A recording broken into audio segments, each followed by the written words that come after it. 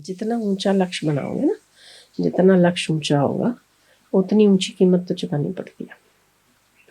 आपका लक्ष्य संसार नहीं है, अगर भगवान है, परमात्मा है, ज्ञान है, तो उसके लिए कीमत भी वैसी चुकानी पड़ती है। और उसके लिए विपत्ताएं तो आती है, उसमें समता बनाए रखे, ज़्यादा परेशान ना हो, विचलित ना हो, ठीक है। भगवान उसका भी भला करे। अगर ऐसा ना होता तो शायद हम ईश्वर की ओर लगते भी नहीं। ये भी पक्की बात है ना, पक्का है ना ये, 100%। बस फिर भला हो, और क्या। क्या ख्याल है, सहमत हो मेरी बात से कि नहीं? हाँ। विपत्तियां जितना भला करती है ना, संपदा उतना भला नहीं करती। जितना नफरत या तिरस्कार या अपमान हमारी योग्यता को निखारता है ना, उतना प्रेम, सहानुभूति, बहुत केयर, पैम्परिंग नहीं निखारता। तो यहाँ है हम, वही ईश्वर की कृपा है। ईश्वर की कृपा क्या है? तो सब विपरीत परिस्थितियां हैं। विपरीत परिस्थितियों के बीच अगर हमें फिर भी चाहत हमारी ईश्वर है, तो हमारी सद्बुद्धि उसे बरकरार रखना चाहिए। कृष्ण भागे क्या स्थितियों से? बताओ, चाहते तो भाग सकते थे, भागे क्या? कृष्ण भागे, छोड़ा कुछ, छोड़ा और रण छोड़ा। रण छोड़ा, रण छोड़ राय की जय बोलते ना। पर फिर भी जिसको मारना था, जिसका उद्धार करना था, करके आए ना। मुचकुंद राजा था ना, उसने सालों तक सोता रहा। जिसको देखेगा उसको तो मारा ना, अपना काम तो किया ना उसने। एक काम दो काज हो गया। तो रण छोड़ा, वो दुनिया के लिए रण छोड़ा हुआ लगा, पर काम किया ना। तो भागे नहीं ना। हम क्यों भागे? उनको तो 1000 मुसीबतें भी। हम कृष्ण की उपासना क्यों करते हैं पता है?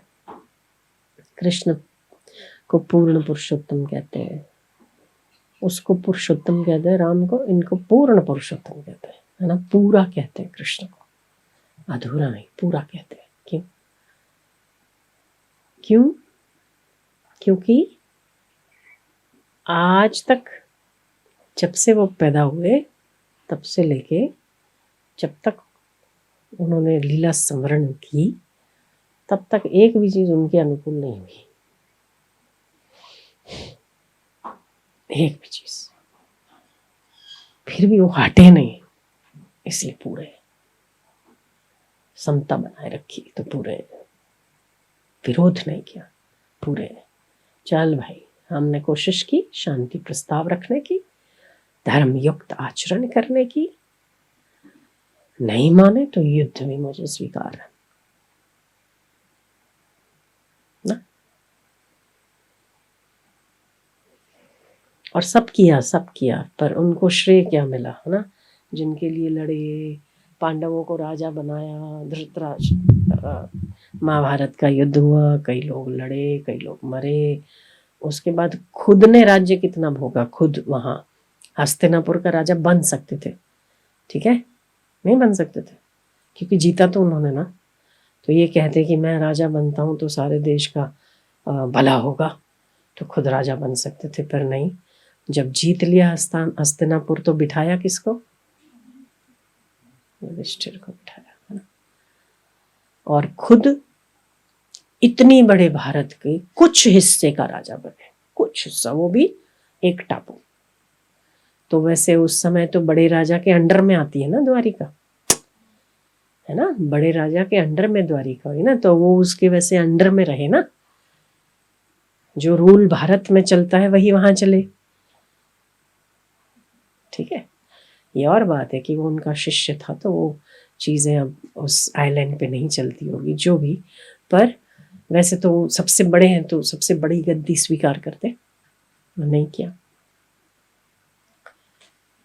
तो उनको तो लगता, अगर वो सोचते कि मैंने इतनी मेहनत की है तो मतलब मैं राज करूं कि नहीं, ये इनको दूँ, इससे तो मैं चलाऊँ, ये सब पांचों भाई मेरी सेवा करेंगे, इनके लिए तो वही खुशी की बात है।